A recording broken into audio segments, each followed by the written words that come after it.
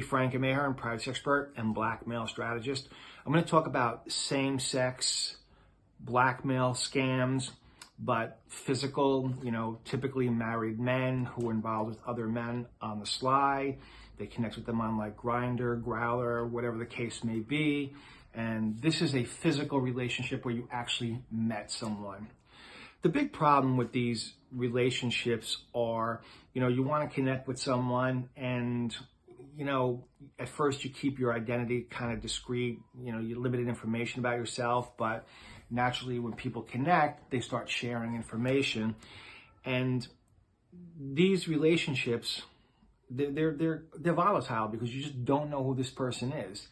And it's very possible that you're paying them financially. So there's that element to it that is strictly about money for that person.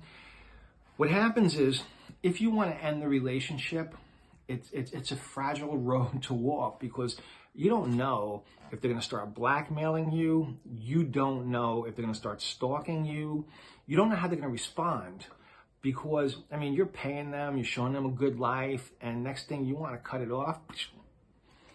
They don't want that. And the issue is that always happens. Every client I've ever, worked with in relationships like this, they don't know that much or they don't have that much. Then we find out that they took some pictures without the client knowing. They know their spouse, their job. They kept every text message, all the sexual text messages. They, kept all the digital transactions. And they have enough to really destroy someone's life. And they recognize that they have this control.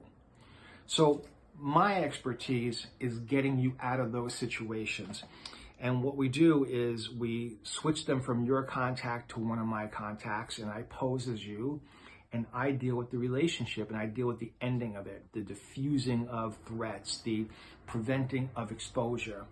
So if you need help, reach out. I can definitely help you. And with that said, if you're playing online, man, you got to watch your identity because that's key. Be safe.